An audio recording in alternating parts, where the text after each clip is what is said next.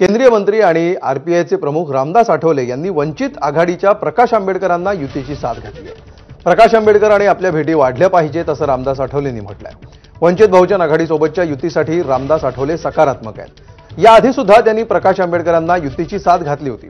यावेळी वंचितकडून सकारात्मक प्रतिसाद आला नव्हता। आता यावेळी वंचित काय भूमिका घेईल हे पाहणं महत्त्वाचं असणार आहे।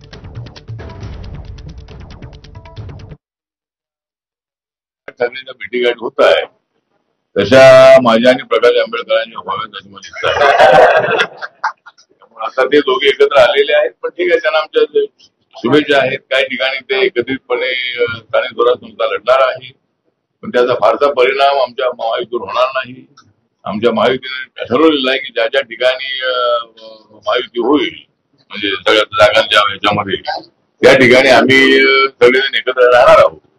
पण ज्या ठिकाणी काही ठिकाणी युती झाली नाही तर आम्ही आपापल्या बळावर त्या ठिकाणी लढणार आहोत। तर रामदास आठवलेंनी केलेल्या आवाहनावर वंचित बहुजन आघाडीकडून प्रतिक्रिया आली आहे। डॉक्टर आंबेडकरांच्या विचारांची चिंता असेल तर तुमच्या मंत्रिपदाचा राजीनामा द्या, तुमचा गट वंचित बहुजन आघाडीमध्ये विलीन करा, असं आवाहन वंचित बहुजन आघाडीच्या सर्वजित बनसोड यांनी रामदास आठवलेंना दिलं आहे।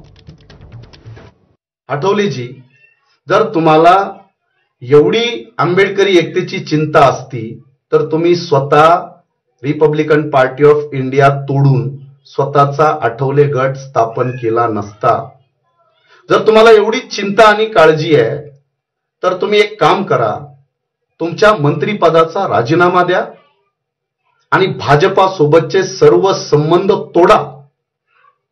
जर तुम्हाला एवढी चिंता आहे आणि बाळासाहेब आंबेडकरांच्या नेतृत्वात काम करायची तयारी आहे तर तुमचा आठवले गट हा वंचित बहुजन आघाडीमध्ये विलीन करा। दरम्यान आठवलेंच्या वक्तव्यावर रिपब्लिकन सेनेच्या आनंदराज आंबेडकरांनी काय प्रतिक्रिया दिली आहे पाहूया। 2 दिवसांपासून प्रकाश आंबेडकरांना साथ घालताना पाहायला मिळतात। अनेक माध्यमांशी संवाद साधताना ते म्हणतात प्रकाश आंबेडकर आमच्या सोबत आले पाहिजेत। त्यांच्या ट्विटर हँडलवर त्यांनी प्रकाश आंबेडकरांच्या एक्स हँडलचा स्क्रीनशॉट टाकून सुद्धा पोस्ट केलेला आहे। या सगळ्या घटनाक्रमाकडे कसं पाहताय? तेच मी सांगतो का की ह्या प्रयत्न आहे की काही करून तो मोर्चा यशस्वी करून आपली राजकीय अस्तित्व आणि आपलं पुढची वाटचाल राजकीय वाटचाल करण्यासाठी म्हणून हा मोर्चा काढलेला आहे।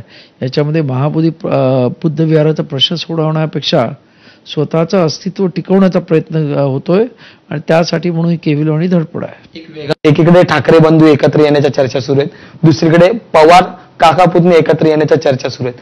आगामी काळात आम्हाला आंबेडकर ब्रदर्स किंवा आंबेडकर बंधू एकत्र येताना पाहायला मिळतील का? या संदर्भात काही चर्चा आहेत का? प्रत्येक गोष्टीला वेळ काळ यावा लागतो, जेव्हा वेळ काळ येईल तेव्हा एकत्र येतील ते।